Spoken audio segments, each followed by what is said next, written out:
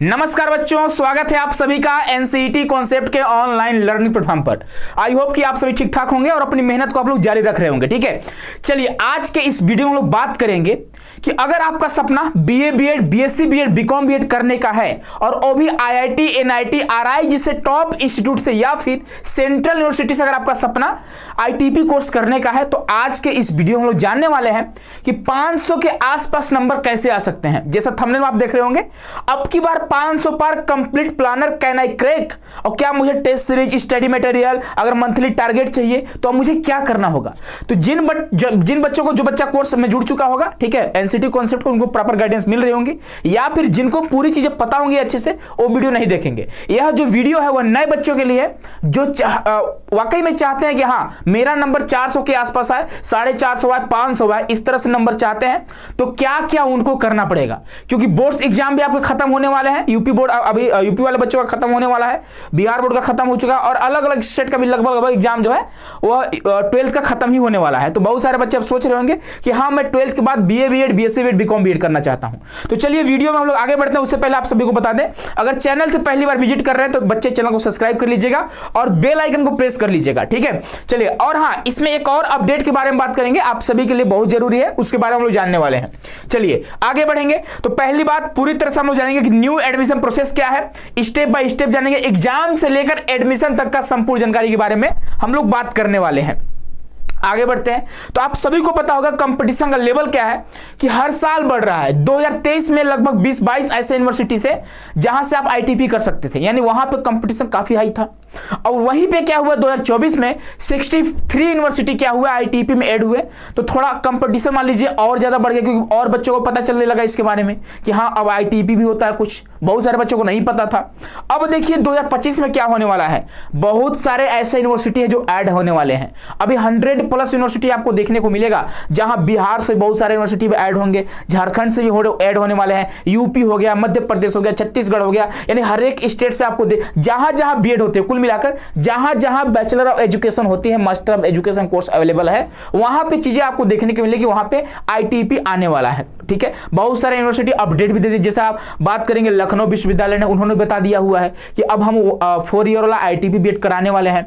अभी आईआईटी धनबाद ने बता दिया है, मद्रास ने भी बता दिया है। तो बहुत सारे यूनिवर्सिटी जो बता रहे हैं, और हाँ जिन्होंने नहीं बताया वो भी कुछ दिन के अंदर बता देंगे। आप सभी को पता होगा एक कमेटी गठित हुई है जो कि फरवरी के एंड तक अपना अपडेट देगी, अपना रिपोर्ट देगी, और उस आधार पर आप समझ जाएंगे चीजों को कि क्या मुझे जो यूनिवर्सिटी है क्या एड होगा, है बदलाव भी होंगे। वहां पे बात करिए कि सिलेबस भी बदल सकता है, हाँ सिलेबस भी बदलने के चांसेस हैं, लेकिन हम लोग क्या करेंगे, हमेशा उसके लिए तैयार रहेंगे। लास्ट फरवरी का हमें वेट करना है न्यू नोटिस के लिए। ठीक है, चलिए आगे बढ़ते हैं। तो आप सभी को पता होगा 7 सब्जेक्ट का आपको इसमें एग्जाम देना होता है। बहुत सारे बच्चे कॉल करते हैं, मैसेज करते हैं कि सर मुझे तो पता ही नहीं कितने सब्जेक्ट होते हैं, है ना। आज हमने एक बच्ची से बात करा, ठीक है, वो शायद भोजपुर जिला की थी, बिहार की थी, है ना। उसको अभी तक नहीं पता था कि सब्जेक्ट कितने कितने, कौन कौन से सब्जेक्ट में कौन कौन से क्वेश्चन आते हैं, उस मतलब कुछ भी नहीं उसको पता था। तो यहां पे 7 सब्जेक्ट की बात करेंगे। तो पहला सेक्शन 1 होता है जहां पे 38 लैंग्वेज दिए होते हैं। 38 लैंग्वेज में 38 लैंग्वेज में आपको 2 लैंग्वेज चूज करने होते हैं। या तो आप हिंदी ले सकते हो, या तो इंग्लिश ले सकते हैं, या तो हिंदी इंग्लिश ले सकते हैं, या तो आप इंग्लिश हिंदी ले सकते हैं, है ना। तो इसके अलावा कुछ आपके रीजनल लैंग्वेज भी है, जैसे असमिया हो गया, बंगाली हो गया, पंजाबी हो गया, उड़िया हो गया, कुछ आपके रीजनल लैंग्वेज भी है। आप उसको भी एज ए लैंग्वेज चूज कर सकते हो और उसका एग्जाम दे सकते हो। लेकिन इसके अलावा बात करें, अगर आप स्पेशली अगर आप लैंग्वेज से बीएड करना चाहते हैं, लैंग्वेज से बीएड करना चाहते हैं, तो आपको जिस लैंग्वेज से बीएड करना है उसी लैंग्वेज को आप यहां पे चूज करेंगे। जैसे मान लीजिए अगर आप हिंदी लैंग्वेज से बीएड करना चाहते हैं तो आप यहां पे हिंदी आपका अनिवार्य है, तभी आप कर पाएंगे, अन्यथा नहीं कर पाएंगे, ध्यान रखिएगा।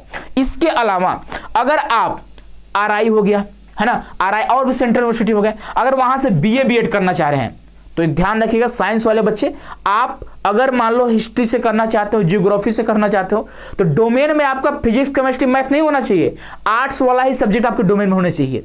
तो इस बात का आप अच्छे से ध्यान रखना। हम लोग 2 सालों से तैयारी करा रहे हैं और हम लोगों ने देखा हुआ है बच्चों को रोते हुए कि सर जी हमने तो एक सब्जेक्ट ले लिया था, मुझे एक कोर्स करनी थी और सर मुझे पता ही नहीं था। तो इसीलिए मैं आप सभी को पहले ही बता देता हूं, इसलिए आप सतर्क रहेंगे। ठीक है, चलिए, दूसरा सेक्शन क्या होता है, डोमेन का होता है, जहां पे आपने 12th में जो पढ़ा है चाहे नहीं पढ़ा है, आपको जिस भी कोर्स से, जिस भी सब्जेक्ट से आपको कोर्स करनी है, अपना आईटीपी कोर्स, आप उसको एज ए डोमेन चूज करोगे। यानी अगर आपको बीएड करना है तो आप आर्ट्स वाला सब्जेक्ट डोमेन में रखना, अगर आपको बीएससी बीएड करना है तो आप साइंस वाला सब्जेक्ट रखना, और बीए बीएड में आप आर्ट्स वाला रखोगे, और बीकॉम बीएड में आप बीकॉम वाला सब्जेक्ट ही एज ए डोमेन रखने वाले हो, ध्यान रखना। उसके बाद बात करेंगे तो कंपलसरी है आपके लिए जनरल टेस्ट, और एक होता है बच्चे टीचिंग एप्टीट्यूड। ये दोनों जो है आप सभी के लिए कंपलसरी है, इस बात का ध्यान रखिएगा, ठीक है। तो ये तो सबको चूज करना पड़ेगा, चाहे आप आर्ट्स स्ट्रीम से हैं, चाहे आप कॉमर्स वाले हैं, चाहे आप साइंस वाले हैं, कोई भी है तो आपको इन दोनों का एग्जाम देना ही होगा, इस बात का ध्यान रखेंगे आप। निगेटिव मार्किंग बात करेंगे, -1 का होता है, यानी एक क्वेश्चन गलत करोगे तो -1 आपका कट जाएगा, और एक क्वेश्चन सही होता है तो आपको 4 नंबर मिलने वाले हैं। टोटल 160 क्वेश्चन पूछे जाते हैं, जहां एक क्वेश्चन 4 मार्क्स का होता है, यानी 640 नंबर टोटल आपके पूर्णांक होते हैं। अगर 640 में अगर आप 370 के आसपास ला रहे हो, 380 के आसपास ला रहे हो, तो कहीं ना कहीं आप जिस भी यूनिवर्सिटी में जाना चाह रहे होंगे आप वहां पे जा पाओगे, ठीक है। चलो आगे बढ़ेंगे, तो और क्या चीजें आपको जाननी है। आप ये सोच रहे होगे सर फॉर्म कब आने वाला है, तो अगर फॉर्म की बात करेंगे तो अगर हम 2023 की बात करें, 2024 की बात करें, तो इसके आधार पर क्या है ना, कुछ चीजें जल्दी होने वाली है। आप देखोगे 2023 में जो फॉर्म आया वह जून जुलाई में आया, वहीं पे 2024 में क्या हुआ, जून जुलाई में एग्जाम हो गया, समझ रहे हैं ना, क्योंकि पहली बार आया था 2023 में इसलिए लेट हुआ था। लेकिन अब की बार क्या होने वाला है, 2025 में और भी जल्दी आपके एग्जाम होने वाले हैं, इस बात का ध्यान रखना, आपको वेट करना होगा चीजों का, ठीक है। यानी कहीं ना कहीं आप अगर फॉर्म की बात करें तो आप मार्च के लास्ट में या फिर अप्रैल में आप क्या कर रहे होंगे, फॉर्म भर रहे होंगे। यानी कि अगर बात करें अप्रैल ही मान लो, है ना, आप अप्रैल में क्या कर रहे होंगे, फॉर्म को भर रहे होंगे, और एग्जाम जो है मई तो नहीं, लेकिन हाँ मई का लास्ट वीक हो सकता है या फिर जून का फर्स्ट वीक में आपका एग्जाम कंडक्ट कराने की मतलब संभावनाएं बन रही हैं। तो इस बात का ध्यान रखेंगे। तो आप कहीं ना कहीं आप देख रहे हो तो फरवरी, मार्च, अप्रैल, मई, जून, यानी कहीं ना कहीं आपके पास समय है, 3 से 4 महीने का समय बचा हुआ है, क्योंकि आधा फरवरी भी निकल गया आपका, तो फरवरी निकाल ही दो, मार्च, अप्रैल, मई, 3 महीने का आपके पास समय बचा हुआ है। आप मोटा मोटी देखोगे तो 3.5 महीने ले सकते हैं, और 3.5 महीने आपका सिलेबस करने में ही बहुत टाइम लग जाएगा, ठीक है। 3.5 महीना आपका कम पड़ जाएगा, इस बात का ध्यान रखिएगा। तो आप अपनी तैयारी को अगर अभी तक स्टार्ट नहीं किए हो तो स्टार्ट कर देना, चाहे जैसे भी हो। अगर आपको सेल्फ स्टडी करनी है तो सेल्फ स्टडी करो। इसके अलावा अगर आप हमारे साथ जुड़कर मेहनत करना चाहते हैं तो आप हमारे साथ जुड़कर भी मेहनत कर सकते हो। आप सभी को बता दें कि जो आप सभी के लिए टारगेट बैच आया हुआ है, इसकी क्लासेस जो है बच्चे वह 4 फरवरी से चल रही है, 4 फरवरी से इसकी क्लासेस चल रही हैं। आज है आपका 13 फरवरी, ठीक है। और इसकी जो कोर्स का फी जो है वह 1999 रुपए है, लेकिन ध्यान रखिएगा ये मात्र आपका 14 फरवरी तक का ही है, ठीक है। 14 फरवरी तक आप क्या करेंगे, हमारे कोर्स में 1999 तक जुड़ पाएंगे, अन्यथा बाद में जो फी हो जाएगा वह 500 रुपए और बढ़ जाएगी, 2499 रुपए आपका फी हो जाएगा। तो आप कोशिश करिए कल तक आप कोर्स में जुड़ जाइए, जहां पे आपको लाइव प्लस रिकॉर्डेड क्लासेस मिलने वाली है, साथ ही साथ आपको 10 टेस्ट सीरीज मिलेगा, ठीक है, जो मॉक टेस्ट आप बोलते हो, उसके अलावा आपको क्लास नोट्स मिलेगा, और सबसे बड़ी बात कि अब आपके काउंसलिंग में भी हेल्प करा जाएगा। वैसे करते आए हैं हम लोग, है ना, क्योंकि आप सभी का पता होगा एनसीटी कॉन्सेप्ट का एक ही नारा है, एग्जाम के साथ भी एग्जाम के बाद भी, है ना।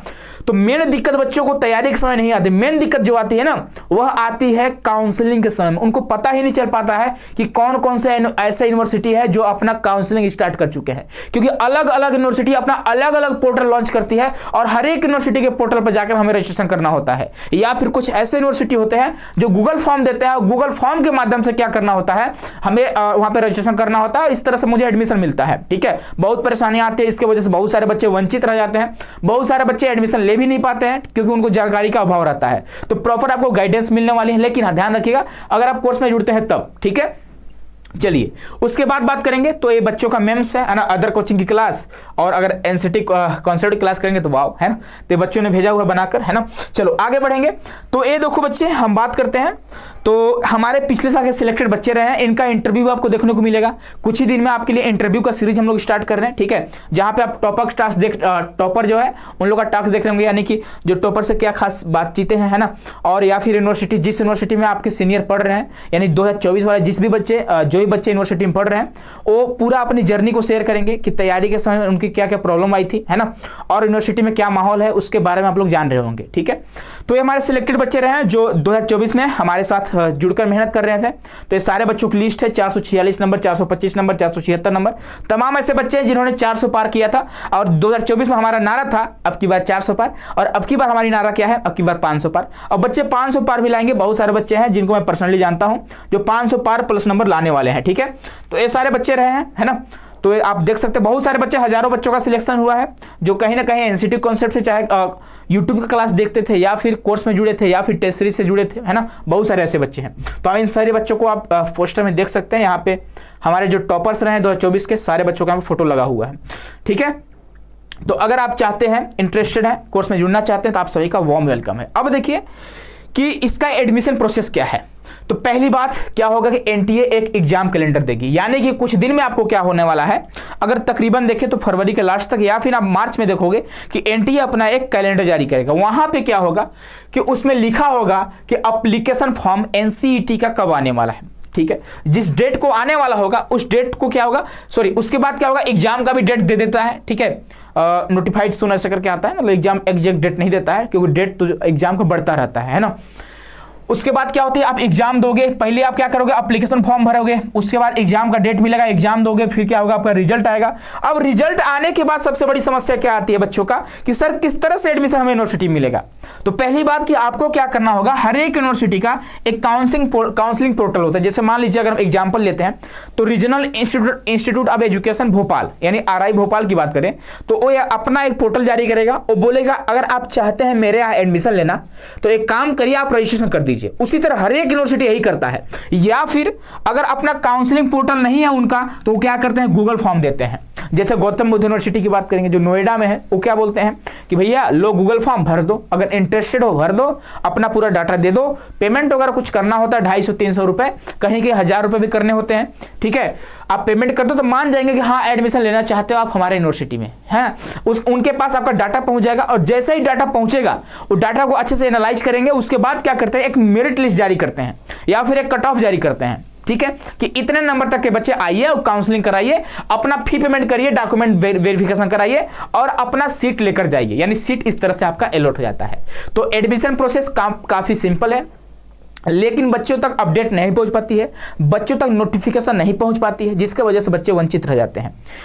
तो आई होप कि आप सभी लोग समझ गए होंगे चीज़ों को मोटा मोटी। और भी क्या दिक्कत आपको आ रही है एनसीईटी आईटीपी से रिलेटेड, ठीक है। अगर आप चाह रहे हैं एनसीईटी आईटीपी का कोर्स करना, अगर आपको अभी भी कोई समस्या आ रहा है तो आप कमेंट बॉक्स में अपनी प्रतिक्रिया को पुट करिएगा। यानी कि जो भी आपकी समस्या होंगी आप लोग कमेंट बॉक्स में रखना। हमारी कोशिश रहेगी अगले वीडियो में आप सभी की समस्याओं को सॉल्व कर दिया जाएगा, ठीक है।